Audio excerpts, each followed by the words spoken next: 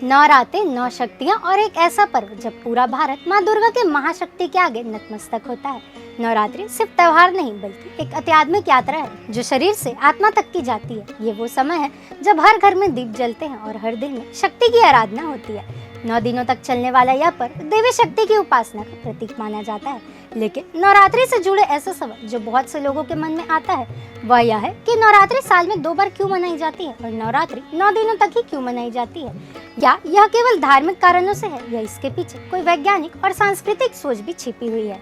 आइए जानते हैं कि इस पर्व के 2 बार मनाने के पीछे की पूरी कहानी क्या है और यह त्योहार 9 दिनों तक ही क्यों मनाई जाती है। नवरात्रि मुख्य रूप से साल में 2 बार मनाई जाती है। एक बार चैत्र के महीने बसंत ऋतु में मनाई जाती है और दूसरी बार शारदीय नवरात्रि शरद ऋतु में मनाई जाती है। इसके अलावा कुछ क्षेत्रों में आषाढ़ और माघ में भी गुप्त नवरात्रियां मनाई जाती है, लेकिन वे विशेष साधकों तक ही सीमित रहती है। दोनों नवरात्रियां उस समय मनाई जाती है जब प्रकृति अपने स्वरूप को बदल रही होती है, एक बार सर्दी से गर्मी की ओर और दूसरी बार गर्मी से सर्दी की ओर। यह समय न केवल पर्यावरण में बदलाव का होता है बल्कि शरीर और मन पर भी इसका असर पड़ता है।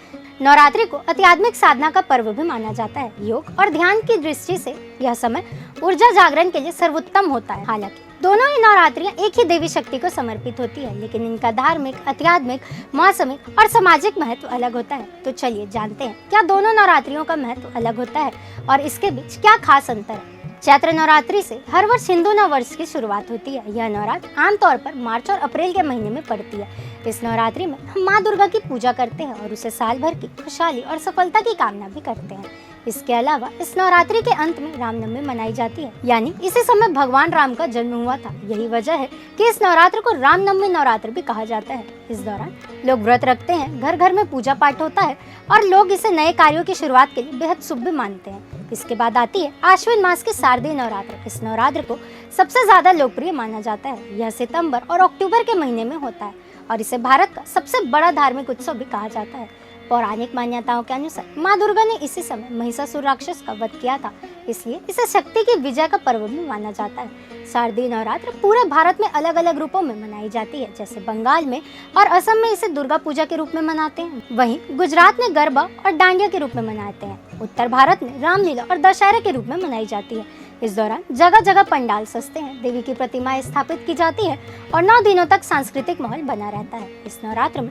भक्त माँ दुर्गा से अपनी मनोकामनाएं की पूर्ति की प्रार्थना करते हैं। आइए अब जानते हैं कि नवरात्रि 9 दिनों तक ही क्यों मनाई जाती है। यह सवाल हर उस व्यक्ति के मन में आता है जो इस पावन पर्व से जुड़ा होता है। नवरात्रि यानी नवरात्रि भारतीय संस्कृति और अध्यात्म से जुड़ा एक ऐसा अनूठा संगम है जो देवी दुर्गा के 9 द्वीप स्वरूपों को पूजा को समर्पित होता है।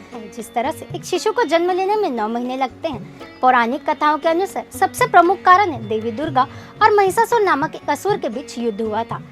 यह माना जाता है कि महिषासुर ने अपनी राक्षसी शक्तियों के बल से देवताओं को परेशान करना शुरू कर दिया था। तब देवताओं ने अपनी शक्ति को मिलाकर महाआदिशक्ति देवी दुर्गा का उत्पन्न किया। देवी दुर्गा ने महिषासुर के साथ पूरे 9 दिनों तक भयंकर युद्ध किया और 10वें दिन उनका वध कर दिया। इस प्रकार नवरात्रि के 9 दिन बुराई पर अच्छाई की जीत का प्रतीक के स्वरूप में मनाया जाता है और 10वें दिन को विजयादशमी के रूप में मनाया जाता है। इस प्रकार नवरात्रि का 9 दिनों तक मनाया जाने वाला न केवल धार्मिक परंपरा है बल्कि यह बुराई पर अच्छाई की विजय, नारी शक्ति का सम्मान और आत्म सुधार के गहरे अध्यात्म संदेश का भी दर्शाता है।